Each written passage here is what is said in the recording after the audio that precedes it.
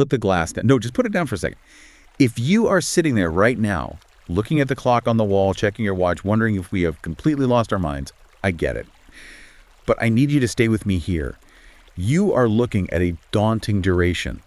I am looking at a monument, a sprawling, chaotic, vertiginous flight of fancy. Vertiginous. Is that really the word we are going with? Yeah. I would call it a 4.5-hour migraine, mate. I have just spent my entire weekend, I am never getting back. Mind you, watching what you insisted was a cinematic masterpiece. And frankly, I feel like I have aged a decade. That is just the feeling of the 20th century washing over you. Yeah. We're talking about Fritz Lang's Dr. Mabuse, The Gambler, released in 1922. This is not just a movie. It is the grandfather of every psychological thriller, every supervillain origin story, and every paranoid conspiracy flick you have ever loved. You cannot sit across from me and say you did not feel the sheer electric power of the Weimar Republic seeping through the screen. I did not feel electricity. I felt exhaustion. Let's just be clear for the listener right off the bat so they know what we are dealing with. This thing is colossal. It is literally divided into two parts. Der Großschläger, which is the Great Gambler, and Inferno. And let me tell you, Inferno is a bloody fitting title for the experience of sitting through the second half without a bathroom break. You have dragged me into the deep end here, and the water is completely stagnant. You are being ridiculous. No, hear me out. Even the research, the very notes you were so excited about when you pitched this to me, admits it. The source material explicitly calls the film rambling, repetitive, and this is my absolute favorite part, based on a third-rate police thriller. You are cherry-picking the criticism and completely ignoring the context. Yes. That is exactly why we are analyzing this today, to bridge that gap between what they call a third-rate thriller and actual cinema history. Cinema, the magic vehicle, a comprehensive guide. Journey 1, 1913 to 1950. I am reading the facts. It is a police procedural that thinks it is high art. It is high art. But to understand why, you have to look at what Lang was actually doing. He takes this pulp novel by Norbert Jacques, which, yes, was a standard cop versus criminal story, and he elevates it. He turns a procedural into a mirror for a broken society. Think about where we are. Berlin, 1922. Oh, right. Here comes the history lecture. It matters. You have to understand the atmosphere to understand the pacing and the chaos of it. The First World War is lost. The Kaiser has fled. The monarchy is gone. And there's a massive power vacuum that nobody knows how to fill. I get that. Germany was in a bad way. A bad way is the understatement of the century. We are talking about hyperinflation that is just starting to spiral completely out of control. A loaf of bread costing millions of marks. You have political assassinations happening in broad daylight. There is a literal anarchy in the streets. The research describes this specific environment as fertile soil for crime. And that is exactly what Lang captures on film. Fertile soil. That is a very poetic way of saying the country was in absolute shambles. But look at how that mess translates to the screen. The film has this, the source calls it a febrile style. It feels feverish because the country itself was feverish. People were living day to day, gambling their life savings because the money would be completely worthless tomorrow anyway. Febrile. You really like throwing that word around today. Look, I am not denying the historical reality. It was a grim time. Absolutely. But does that justify a film that simply does not know when to yell cut? You talk about this fertile soil of anarchy and uncertainty. I would argue that Lang just got lost in his own weeds. He threw everything at the wall. You've got gambling, you've got hypnosis, counterfeiting, ghosts, cross-dressing. This is operatic. It is a kitchen sink mess, mate. It is not resonant. It is just miserable. You watch a parade of people losing their money, losing their minds, and frankly losing the plot. You have the so-called rebellion of some characters and the total baffling apathy of others. Which is exactly what was happening in 1922. That apathy. That was the defense mechanism of the population. But let's step back for a second, because you are entirely dismissing Lang's ambition here. Do you even realize he was not supposed to make this film in the first place? I genuinely wish he had not. We could be sitting here talking about a nice, tight 90-minute comedy instead. Do not be facetious. This is important. Fritz Lang was originally slated to direct The Cabinet of Dr. Caligari. Ah. Now there is a proper film. Efficient, stylized, genuinely scary, and crucially, it respects the audience's time. Exactly. Caligari is the benchmark for German expressionism, but Lang had prior commitments with another serial called The Spiders, so he could not do it. But, and this is the key insight that many people completely miss, Lang was the one who suggested the framing device for Caligari. You mean it was all a dream ending? Or the madman's tale aspect? The idea that the whole story is being told by a madman sitting in an asylum. That was Lang's explicit contribution to the script before he had to walk away from the project. So when he missed out on directing Caligari, and he watched it become this massive global phenomenon without him, he needed to compensate. Compensate, is that what we're calling this? Because to me it feels a lot more like overcompensation. It is like he thought, I missed the boat on the tight artistic movie, so I am going to make the biggest, loudest, longest thing I can possibly conceive just to prove to everyone I am a genius. It is ego, pure and simple. It was not just ego, it was scope. Lang described Mabuse as a document of the modern world.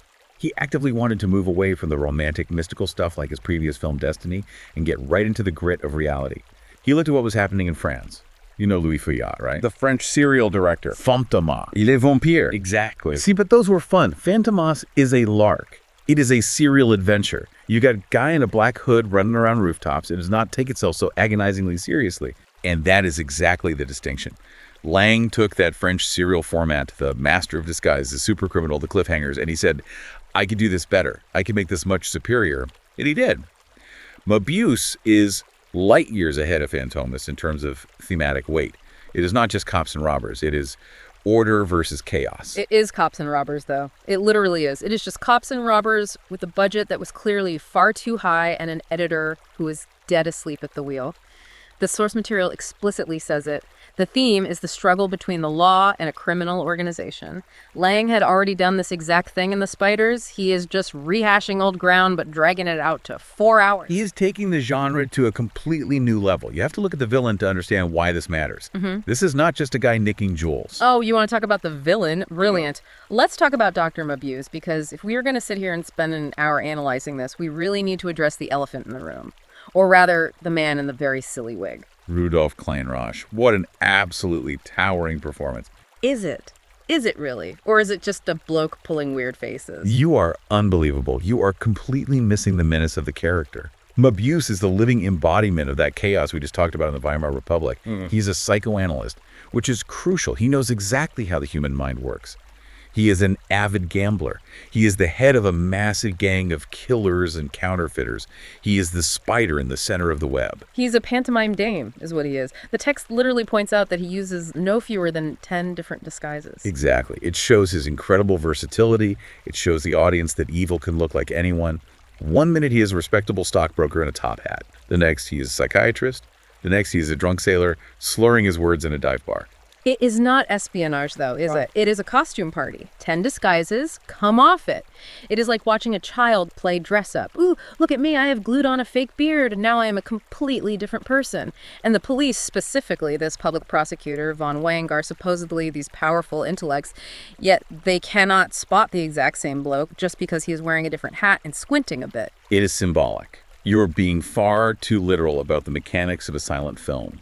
It is about the fluidity of identity in a crumbling society.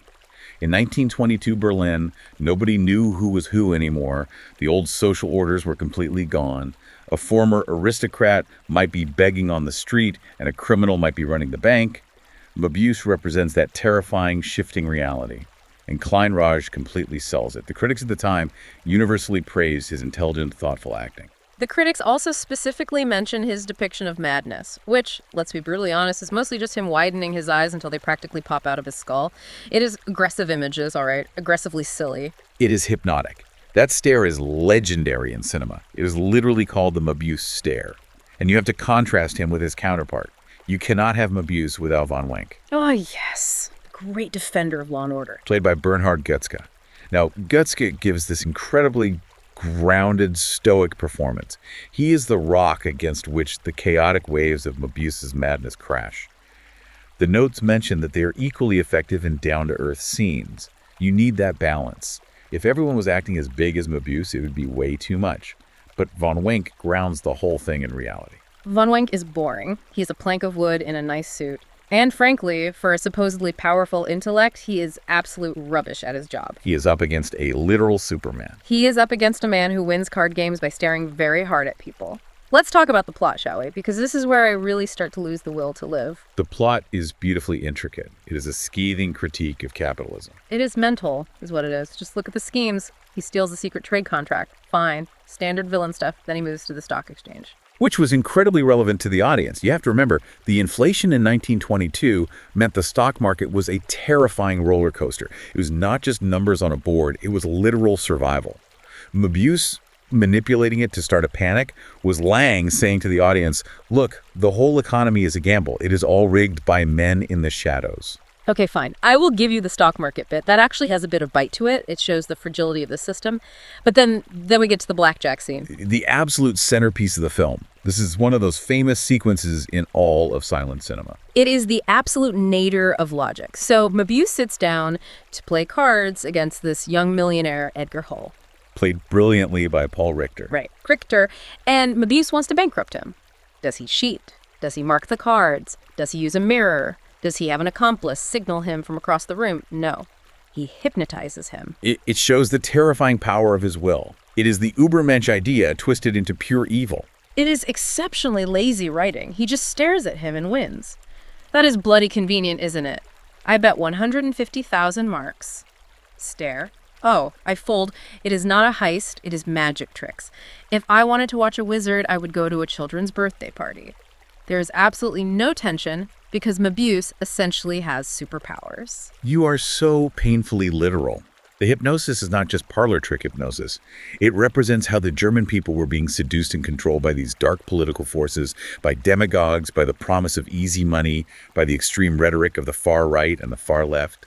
Hull represents the naive public. He sits there at the table, thinking he is in complete control of his fortune, but he's being guided by a force he simply does not comprehend. Hull represents a moron. And then, as if bankrupting the poor bloke is not enough, Mabuse decides to have him seduced. By the tragic Kara Carrozza. Tragic. She is a plot device in a dress. Mabuse arranges for Hull to be seduced by his accomplice. Why? He has already won the money. He has already ruined him financially. What is the point? It is about total, utter destruction. It is what the source calls diabolical manipulation. He does not just want Hull's money, he wants his soul. He wants to lead him to absolute rack and ruin. It shows the audience that Mabuse is not just a thief, he is a sadist. He enjoys the play. People are just puppets on a string to him. It is a soap opera. Oh, go seduce him, then dump him, then we will all have a wicked laugh about it.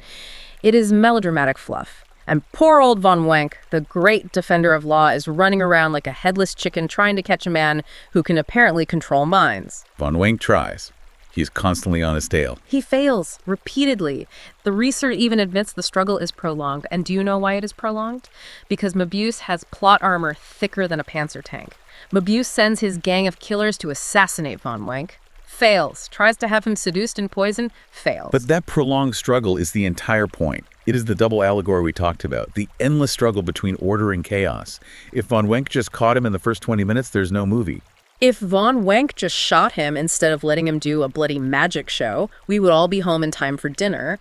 But no, we have to endure the uncontrollable manifestation of evil for 4 agonizing hours. You are completely ignoring the visual splendor of it all.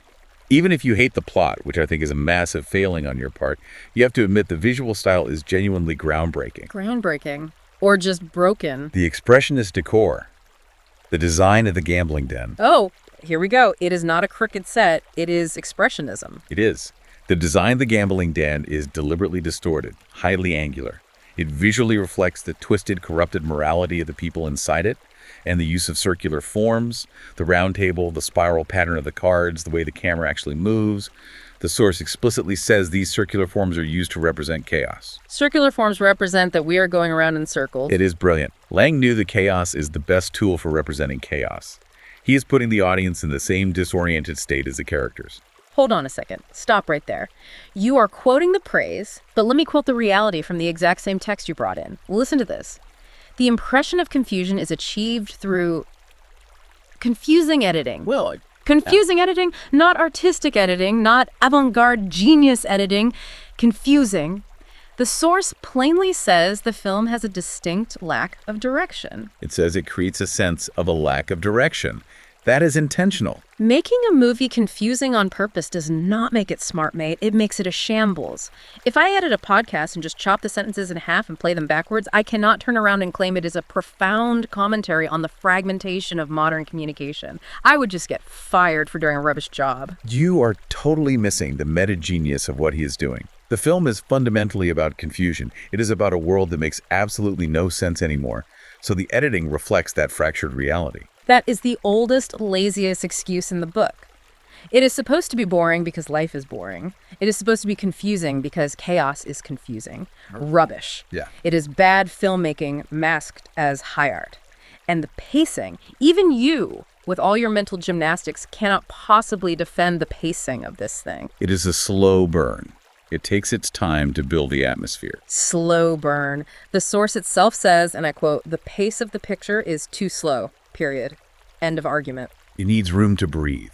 It is a massive, it spans all these different echelons of society. It does not breathe, it gasps, it wheezes, it is desperately dragging itself across the finish line. You are impossible. You Yeah. just want everything to be fast cuts and explosions. This is 1922 cinema. Caligari was 1920, and it moved. Nosferatu was 1922. It moved. This is just undeniably bloated. And the source even mentions a massive shortening process that occurred before the release. Yes, to make it palatable for international distributors who did not understand the vision. No, because even the filmmakers sat down in the editing room and realized, blimey, we've made a 4-hour movie about a guy in silly hats. We had better chop a few hours out or people will literally riot in the theater.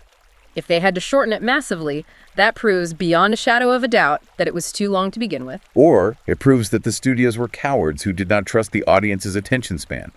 Just like you. I have a great attention span. I just strongly prefer to use it on things that make basic narrative sense.